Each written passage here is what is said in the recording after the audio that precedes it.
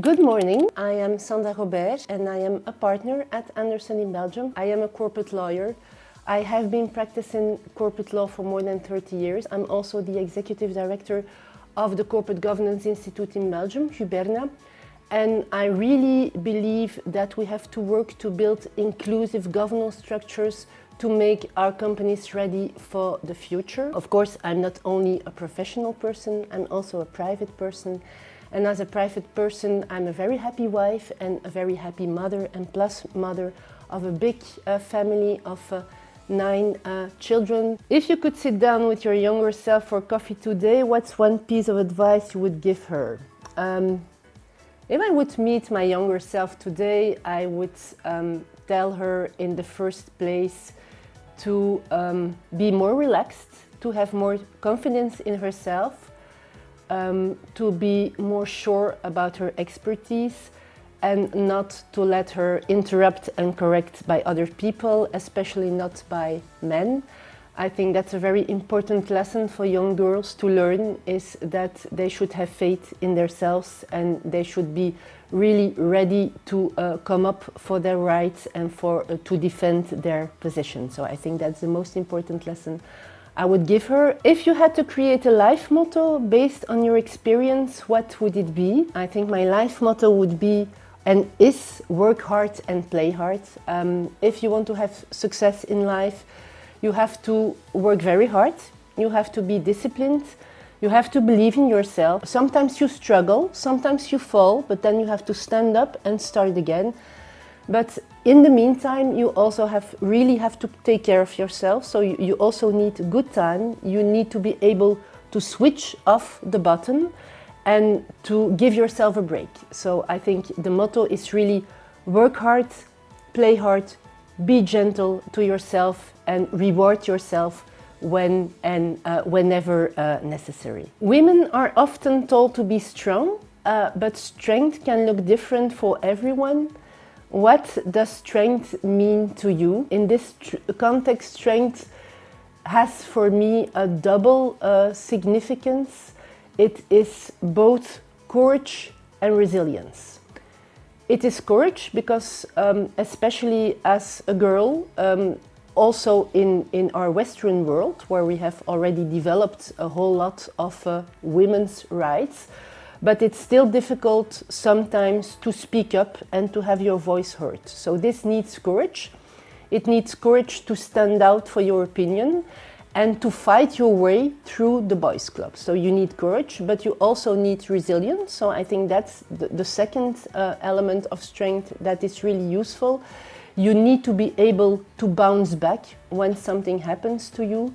So you need to believe in yourself and you need to find the energy to come back and to be even better than before. Who was the person in your life who had the biggest impact on who you are today and what did they teach to you? It is quite a difficult one because in mentioning some persons, I will necessarily not mention other persons. And there have been a whole lot of persons who had a big impact on me today, and I'm grateful to all those persons. So if I don't mention you, don't take it personally. I have to pick a limited number of people, so I will limit myself to 2 persons, to 2 women especially.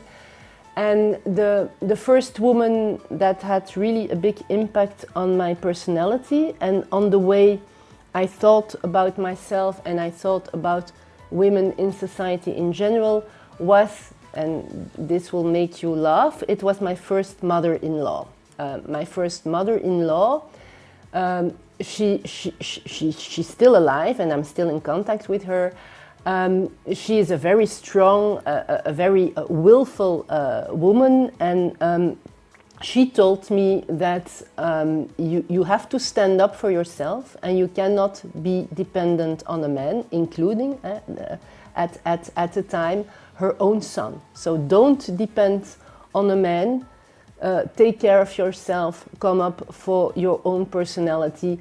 That's the first thing she taught me. The second thing she taught me was to speak up and to dare to raise my voice and to really say what I think. The second person, it's totally different. It was Madonna as a businesswoman. I think Madonna really managed to be on the front stage from the beginning until the end of her career, and despite a lot of attacks on her professional capacities, on her personal life, and she managed to stay there. So I think she was really an example of how you can, as a woman, manage your career and stay there and be strong and resilient from the beginning to the end. If you could describe your journey in 3 words, what would they be and why? I would like to make, in response to that question, I would like to make a link between my journey and my values. Because I think it's very important that you build your journey and you advance in life based on clear values. So I would suggest that really that women and girls first reflect on their values and then design their pathway according to their values. And so I would describe my journey linked to my values in this threefold way. First of all, passion. If you do something, you have to be passionate about it, and I have also always been a very passionate person. I have a lot of energy, and I really like to focus on something and to get it done.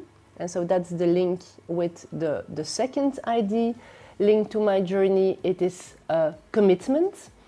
If you take a commitment, you have to be accountable and you have to go to the end. So if you start something, go forth with it and end it in a good way, preferably, but in any way if needed. And then the third very important element for me is kindness and care. And I think we all have one life, and we can make a difference in this life by being kind to other persons, by being kind to our environment, by being kind to the planet, by being kind in general. So by caring about what we are doing, we can. It's a very simple sentence, but it means a lot.